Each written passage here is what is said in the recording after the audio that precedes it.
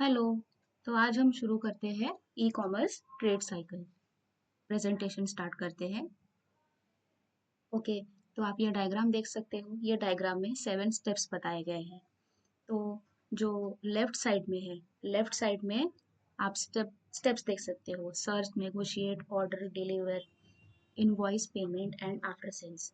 ये सातों जो स्टेप्स है अलग अलग, ये स्टेप्स का जो फर्स्ट लेटर है, यहाँ से हर स्टेप में से फर्स्ट लेटर लिया गया है और एक वर्ड फॉर्म होता है स्नोडिफा। तो अगर आप स्नोडिफा याद रखते हो तो आपको ये पूरा सीक्वेंस अच्छे से याद रहेगा। ओके, ये ट्रेड साइकिल टॉपिक के इम्पोर्टेंट स्टेप्स है। अब आप राइट साइड में देखिए, 4 इम्पोर्टेंट फेजेस है। ये 4 फेजेस है: pre sale, execution, settlement and after sales. हर एक फेज दो दो एक्टिविटीज को कवर अप करता है। जैसे कि प्री सेल कवर अप करता है सर्च और negotiate, execution covers order and delivery, settlement covers invoice and payment, and after sales does not have any other activity. After sales को ही डिफाइन करता है। अच्छा, अब हम डिटेल में समझ लेते हैं कि ये स्टेप्स हमको कहाँ यूज होता है। पहले हम डेफिनेशन देख लेते हैं। तो ये है ट्रेड साइकिल की डेफिनेशन, जो एक्सप्लेन करती है कि ट्रेड साइकिल एक कमर्शियल एक्सचेंज है। किसके बीच में? कस्टमर और सप्लायर के बीच में।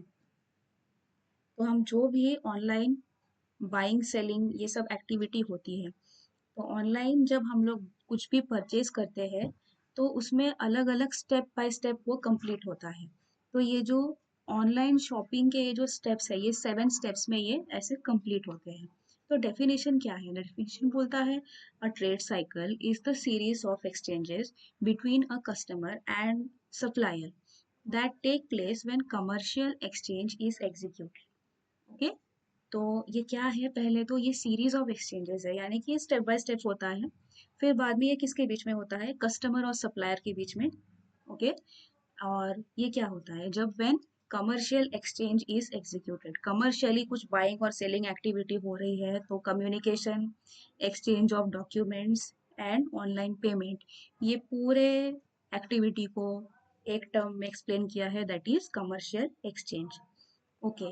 तो अब ये स्टेप बाय स्टेप कैसे होता है हम वो समझेंगे।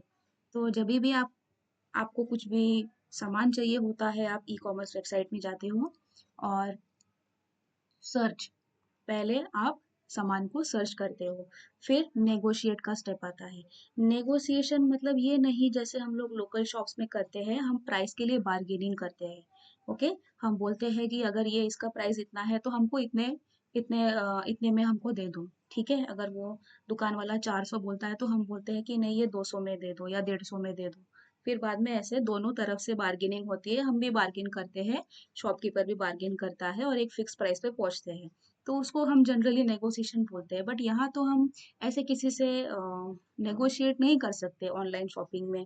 तो ऑनलाइन शॉपिंग में नेगोशिएशन मतलब क्या होता है कि आप कोई प्रोडक्ट चूज करते हो, हाँ, तो आप उसके वैरायटीज आप देखने लगते हो, ये कितने वैरायटीज में अवेलेबल है।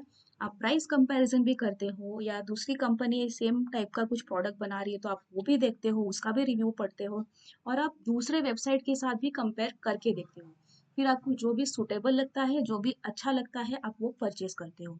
ओके। तो ऑनलाइन शॉपिंग में नेगोशिएशन ऐसे होता है। तो सर्च और नेगोशिएट ये एक्टिविटीज है किसके? प्री सेल के। तो प्री सेल फेज में प्रोडक्ट को सर्च किया जाता है और नेगोशिएशन किया जाता है। फिर बाद में नेक्स्ट स्टेज आता है, नेक्स्ट फेज आता है, दैट इज एग्जीक्यूशन। ओके। तो एग्जीक्यूशन में हम क्या करते हैं? हाँ ठीक है, तो हमने प्रोडक्ट पर पसंद कर लिया, अब क्या करेंगे? उसको कार्ट में डाल देंगे। ठीक है, उसके बाद क्या करते हैं? ऑर्डर कर देते हैं। फिर बाद में ऑर्डर कर देते हैं तो ये इंफॉर्मेशन, जो भी वेबसाइट है वो इंफॉर्मेशन किसको भेजती है? सप्लायर को भेज देती है। ठीक है। तो सप्लायर के पास वो डेटा चला जाता है कि ये प्रोडक्ट ऑर्डर हुआ है, तो वो लोग डिलीवरी की तैयारियां करने लगते हैं। और डिलीवरी की तैयारियां शुरू होती है, मतलब डिलीवर सामान हमारे घर में एक्चुअली डिलीवर नहीं हुआ है, बट डिलीवरी की प्रोसेस स्टार्ट हो गई है और इनवॉइस बन के हमको ईमेल में मिल जाता है। ठीक है, तो यानी कि हमारा ऑर्डर कंफर्म हो चुका है। पेमेंट आप चाहिए तो डिलीवरी के स्टेप के बाद कर सकते हो या बाद में भी कर सकते हो। तो यहाँ पे बाद में दिखाया है, मतलब ये COD को कंसिडर करके ये बाद में दिखाया है। COD आपको सबको मालूम है, कैश ऑन डिलीवरी। ओके, तो सामान मिलने के बाद, और क्योंकि सामान पे भी इनवॉइस लगा हुआ होता है, बिल लगा हुआ होता है, उसके बाद पेमेंट कर सकते हैं। और फिर लास्ट में है आफ्टर सेल्स। आप आफ्टर सेल्स में देख सकते हो कोई भी अलग से एक्टिविटी नहीं है। आफ्टर सेल्स मतलब है आप सामान जब आप रिसीव करते हो तो सामान आपको कैसा लगा, आप उसके बारे में कुछ रिव्यू दोगे, आप फीडबैक दोगे, उसको आफ्टर सेल्स बोलते हैं। एंड ऑल्सो उसमें गारंटी वारंटी सब कुछ इंक्लूड होता है। अगर गारंटी या रिप्लेसमेंट पॉलिसी एप्लीकेबल है और आप रिप्लेस करना चाहते हो तो वो सब कुछ आफ्टर सेल्स एक्टिविटी में कंसिडर होता है। और अगर गारंटी वारंटी है तो कुछ रिपेयर करना है या रिप्लेस करना है, वो टर्म्स एंड कंडीशंस के हिसाब से कर दिया जाता है। So all that is after sales activity. So I hope so ये स्टेप्स आपको समझ में आ गए। These are 7 steps. और यहाँ पे दो दो स्टेप्स जो है वो एक एक फेज के साथ काम करते हैं। ओके, और इसको इजीली याद रखने के लिए आप ये वर्ड याद रख सकते हो, स्नोडिपा। आप स्नोडिपा याद रखोगे तो SNODIPA S for search, N for negotiate, O for order, D for delivery, I for invoice, P for payment and A for after sales. Okay, आप इतना याद रखो। ये बीच में का जो ये ईडीआई बताया है, ये सर्कल्स, ये ईडीआई को रिप्रेजेंट करता है, बट अभी हम लोग फिलहाल ईडीआई के बारे में नहीं सीख रहे हैं। लेकिन यहाँ पे इम्पोर्टेंट ये है कि आपको ये फेजेस जो है ये सीक्वेंस में याद होना चाहिए। Pre sales, execution, settlement, after sales, ये सब सीक्वेंस में ही याद रहना चाहिए। और एग्जाम के टाइम पे भी आपको सीक्वेंस में ही लिखना है। एग्जाम में डायग्राम नहीं बनाना है, ऐसा कुछ इसमें ऑनलाइन एग्जाम में प्रोविजन नहीं होता है कि आप डायग्राम बनाओगे। तो डायग्राम के बारे में आपको चिंता करने की जरूरत नहीं है। ये डायग्रामेटिकली इसलिए दिखाया है ताकि आप इजीली अंडरस्टैंड कर सको। तो डेफिनेशन हम ऑलरेडी डिस्कस कर चुके हैं। अब यहाँ पे आपको 4 फेजेस हैं, 4 इंपॉर्टेंट फेजेस है, उसमें हर एक फेज में दो दो एक्टिविटी है, वो आपको डिटेल में एक्सप्लेन करनी है। तो टेक्स्ट बुक में एक्सप्लेनेशन दिया हुआ है, सेम जो मैंने यहाँ पर स्लाइड में बताया है, सेम टू सेम। तो ये क्या है, इसको क्या बोला जाता है, this is known as general trade cycle. General trade cycle. और वो वर्ड को याद रखने के लिए मैंने स्नोडिपा वो वर्ड लिख दिया है ताकि आप सीक्वेंस में सब कुछ अच्छे से लिख पाओ और याद कर पाओ। ठीक है, शुरुआत करते हैं pre sales. It consist of 2 steps like search and negotiate.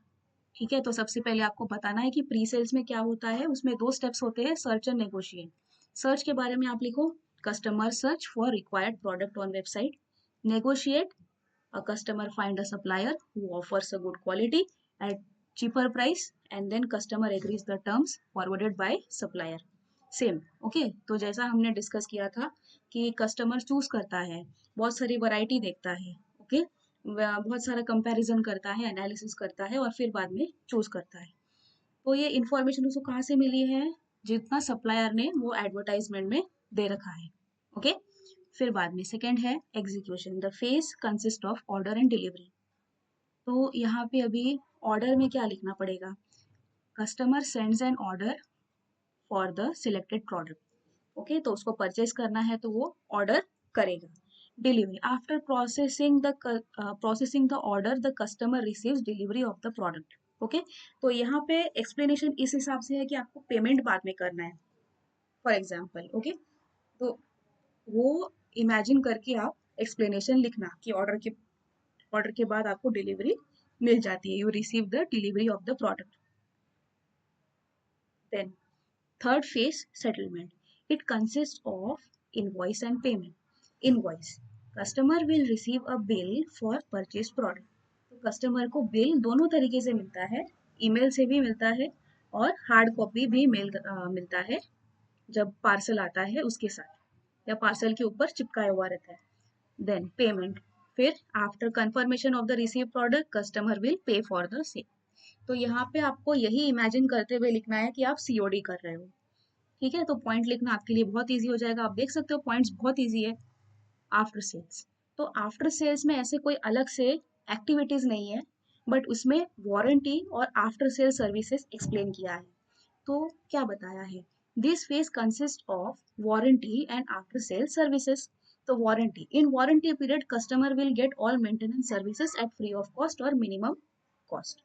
तो according to the terms and condition या तो फ्री या तो उसमें थोड़ा बहुत चार्जेस जो पे करना है वो दोनों जैसे एप्लीकेबल है। आफ्टर सेल सर्विसेज में क्या बोला है, a customer can complain about a product and get maintenance service from the supplier.